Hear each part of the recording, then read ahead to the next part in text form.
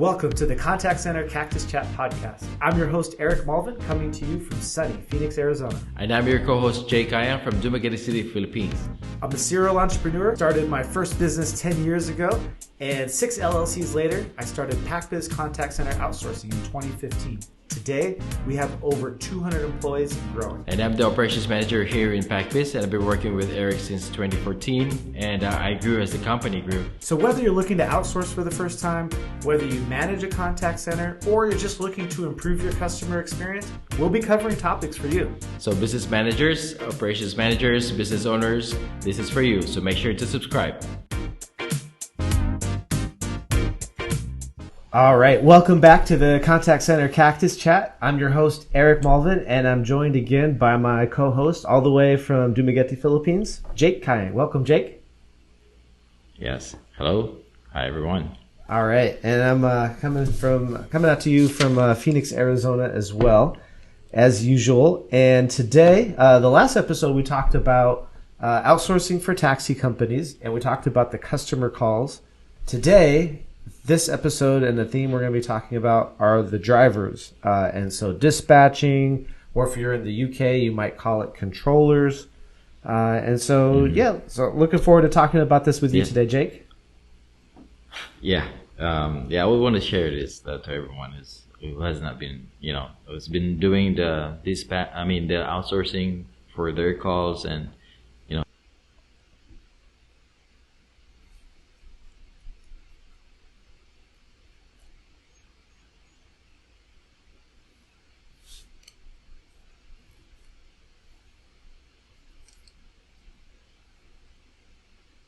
Oh, yeah, that's a great question. So customer calls is pretty basic. People call in, I need to go here, I need to get there. We're just collecting information. We're just collecting addresses, maybe some details. How many passengers are there? Do they have any luggage? If it's a medical appointment and we're working with a medical transportation company, there could be a couple other questions that we have to ask. If they need a wheelchair, things like that. But it's still just collecting information. When you get over to the driver side of things and dispatching, now you're starting to have to make some decisions. It's not just, let me take that address down and making sure that we have it accurately. Now we're actually having to decide, okay, we got 2 customers that need a ride. One person has been waiting for 30 minutes, another person's waiting for 15 minutes. And now you got a driver that's sitting in the middle. Where do you send this driver? And we're starting to have to make decisions like that. Now, these days, the computer handles a lot of the decisions, but when you have dozens of calls an hour, even if you're a small fleet, we have clients that we work with that have 10 cars. Well, you have to manage those resources even more closely because you only have 10 cars. If you send them out to the wrong locations and you have more customers calling in, now you don't have any cabs to take care of them. Maybe you made the wrong choice sending them to the wrong place. So it all comes down to you need people now to be able to think and make decisions and need to know what's the best choice to make, whether I'm sending it to this place or that place. And when you're outsourcing, we talked in the last episode again about the customers and the drivers. There's really 3 sets of customers with taxi companies. There's the corporate clients, the customers, and the drivers. So the drivers are a big part of that. They have got to work with the other 2 different groups there. So that's where I see the big differences. And that's why you do need a bit of a different skill set. You can't just throw someone right into dispatching. You have to know a bit about the area. You have to know about the company and what the rules are around the different places for picking up. So did I cover that pretty good, Jake? What'd you say? Yeah, I guess it's it's about giving more responsibility to the call takers. These are the call takers these are the people who started as call takers and develop these skills, but not everyone is equipped with these skills. People can be working longer as call taker, but they don't have the controller skills. So these are a team of talented people who can make major decisions. Who can decide on different kinds of scenarios. Who would come up with better result, and considering the customer experience. So there's so many things that the dispatcher would be watching during the shift. That when you're picking up the airport passengers from the in the airport, we don't. We know that there's a time that they're saying that we're gonna be there at this time in the airport, but we also need to check the through their flight number and all those information if there are any delays with the flight. So those things are being considered as well, and there's so many things that a dispatcher or a controller would do, and that will be mastered through time being spent as a dispatcher or controller. And we have those people who are really good at it now. And so we're handling those calls from the drivers, and like we said, it's a different person, different role. Why would a driver need to call in? Because in the last episode we talked about the dispatch system, and if you have a great dispatch system, it's going to help you handle a lot and make it easier to outsource. And so I think a lot of people listening might be like, well, my dispatch system should be able to handle everything. Why would a driver still need to call? What are some of the reasons why a driver would still need to call in? Drivers would call because some mistakes or error or some other stuff that if there's something wrong with their PDA or they needed help with those stuff. But and recently drivers are calling for some other reasons, and everything, the flow of the transportation really changed after the pandemic. I would say. Before pandemic, drivers don't call the dispatchers. They don't call the controllers. Just sit there and wait for their turn to get a job from the controllers. And right now, they're trying to talk to the controllers more, and trying to get information on what's on the board, and they're trying to get those details. And of course, we don't tell them what's on there. And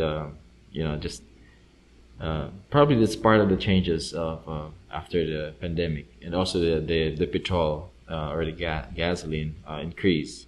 They're more considerate with their rides or the jobs, like if it's too far, and the price actually here tripled or close to triple, or I don't know what's going on with there in the US or UK, but I'm sure the gasoline prices went up. And if you are picking up someone from a little distance from where you are, and you're just covering a short distance from that pickup place to the drop off, you would consider how much would I make for that job.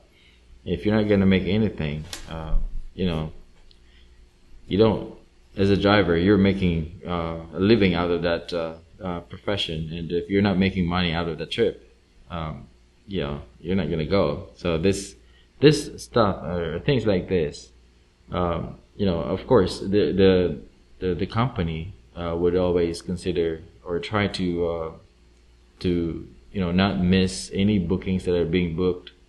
Considering that the drivers are already there, and there are also drivers that would log in the middle of any time of the day. So those are the things that would help cover the jobs or the shifts. But aside from that, what we do as a controller is that we balance everything. We try to make sure that the drivers are getting the jobs, and at the same time the customers are being picked up on time, or just to make sure that they have this good experience. And also with the passengers in the airport and going and from the airport, those are important trips. You can't miss your flight, and we really take care of those customers. Same as with the accounts. some accounts are, uh, we're putting in priorities to those jobs. So these things are, putting reasons on the drivers why they call the dispatchers. Like they would want to make sure that they're making money. With all the trips, and those are the common things. And other stuff like the expired licenses and all other things. Yeah, we also take care of that. We relay those information to the liaison officers, and basically those are the things that those are the reasons why the drivers we call dispatchers. And aside from that, the dispatch system would take care of the designating of the jobs, and if there are no complaints, they're not going to call. And also the number of drivers are available right now out that are working. Before we have lots of bookings, but we have more drivers waiting for those jobs. But right now there are bookings, a lot of bookings, but we have drivers who are pretty limited, and cannot cover all of them. So what you're saying is there's a driver shortage. Exactly. So that's what's happening now. And if you can talk about how are the companies dealing with this, with your talk with the other companies, different companies, Eric, how do you think they're dealing with this driver shortage? Yeah, because it's not like, I know you manage the accounts in the UK and you see that side of things, and I think what's happening in the UK is even tougher. Everyone's having a driver shortage. I talk to people in Canada, in the US, and Australia, and of course the UK, and everyone's facing the same thing. I do see that people in the UK are having a tougher time with it. They're having a bigger challenge, but everyone's still having the same thing, which is not enough drivers, too many customers, which is a great problem to have, although I don't think the taxi companies envision the driver side of things too and having that challenge. But it does make a difference because, like you were saying, Jake, that the drivers get to be, they're a little pickier now. They're calling in, they're asking questions, they're saying, hey, I don't want to take this ride. Someone going down the street for the grocery store. I want to take the customer that's going to the airport across town. That's going to get me, like a third of the way there for my lease, or a quarter of the way there for my lease. So we're seeing that, and drivers also have a choice too between, let's say they're driving for taxi company A. Well, maybe during certain times they want to go drive for Uber or drive for a different company. They're bouncing around. They're not just loyal to one company too. That's not the case for everyone, but we're seeing a lot of that. So they're having more choice, which means that means that we're the ones interacting with the drivers. We've got to do a great job. We're representing these companies, and we've got to get these rides filled. And so that's where the dispatching role comes in, and that's some of the challenge that we're having to face. The driver shortage isn't just something that affects the fleets. It really affects how we operate and how we do things. And that could be tough sometimes, considering that we're all the way on the other side of the world. We're not in a city. And I know companies all the time are like, especially if they've never outsourced, they're like, how can this company that's on the other side of the world know where to send my drivers and these situations and know where the rush hours are? So tell me about that, Jake. How do we manage that for the companies when we are so far away? Of course. I would say that the skills would come out and take care of that. We always try to make sure that everything is balanced, and for sometimes we even say that being frank to the customers that we can't cover this job, considering the location of the customers. So we don't right before we just as much as possible we do pick them up and just put in the order, and hoping that someone it's always been there are lots of drivers waiting. So you would not be worried about not being those customers are not being picked up. They always been they always being picked up. But as after the when we have this driver shortage, and the problem is this kinds of problem showing up. So one thing that would matter that I see is that if the drivers are not taken care of, and there are things that are that they don't see that is fair to them in their company, they can use a different platform and just work for other companies. And they have different experiences with different companies, and they can measure up and weigh, or they can weigh which company is better. And so that's another thing. If you have a dispatcher that doesn't take care of them, doesn't listen to them, and if they feel like they're not being listened to, if they have these issues, that's the problem is gonna start. And they might not be logging in to your company, and might choose a different one. So it's there's a balance. What's going on around the world right now, and especially in UK, there's a problem with the driver. Every situation creates a problem, and you just all you need to do is to listen to them, and just to make sure that those are being addressed. There's a certain level of problem that can be addressed by dispatchers, so we will try our best to take care of that. And there is also a problem that can be addressed by the management. So we always make sure that we report those problems, so that the management would know that they're having these issues with the drivers. Because sometimes the drivers, the owners doesn't know. The drivers would call in and say this, I'm having a problem with this and that. When I went to the airport, I wasn't informed, and I didn't know. When I checked, there was the problem with the flight number that it doesn't say that it's delayed for 2 hours. And I went there and waited for the passenger to come out, and I didn't realize when I was already there that the plane will arrive in 2 hours. So another 2 hours wasted by the driver while he's there, because you would wait for a chance that you're hoping that somebody from the airport will go out, and you can take those passengers to where they want to go, and that way you won't be going back and empty. So those are the scenarios. But what if there's what if you don't have anything, and you will wait there for 2 hours, and that's 2 hours wasted of your time, and sitting while you can go around. And if you were just informed that there's a delay or stuff like that, and it matters. So if you have this dispatchers who are good at what they do, and with long experiences, this problems could be avoided.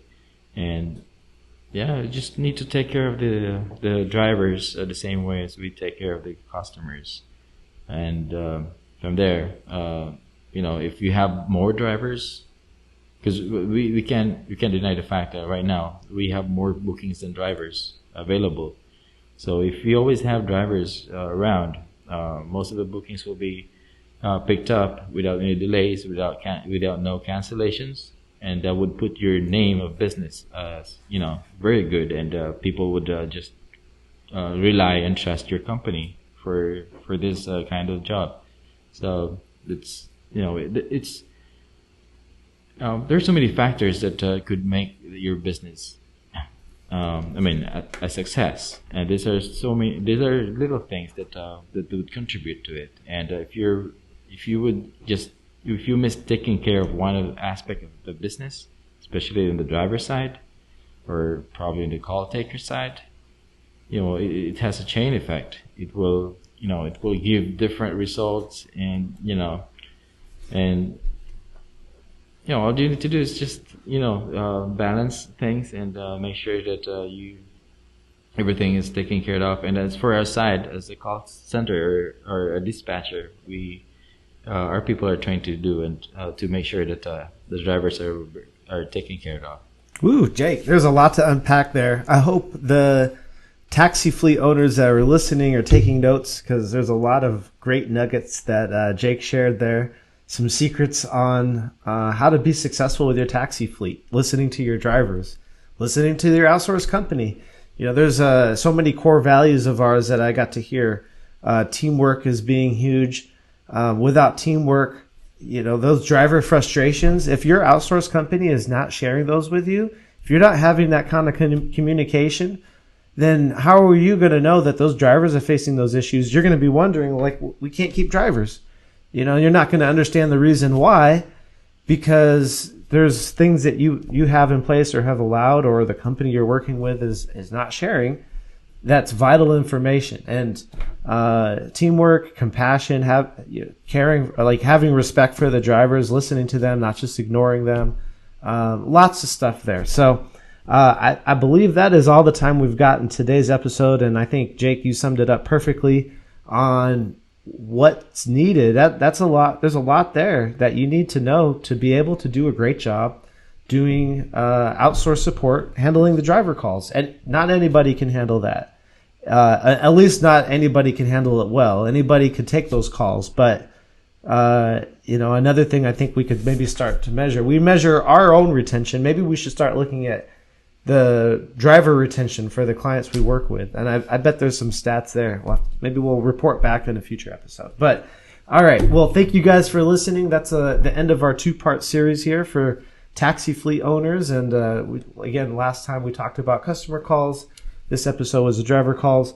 Thank you so much for sharing your knowledge with us, Jake. You had a lot of great things to share. And I really tell people that this guy here is really one of the best people in the world for dealing with taxi companies and dealing with the driver and customer calls. And you guys heard a little bit of why I say that he's the best. So until Thanks, Eric. So, all right. So make sure you subscribe if you want to hear more stuff about outsourcing your customer support and outsourcing dispatching. Keep listening on. We'll keep talking about this in more episodes. So thank you guys for listening, and thanks for following the Contact Center Tactics channel. See you guys next time. See you guys. Thank you.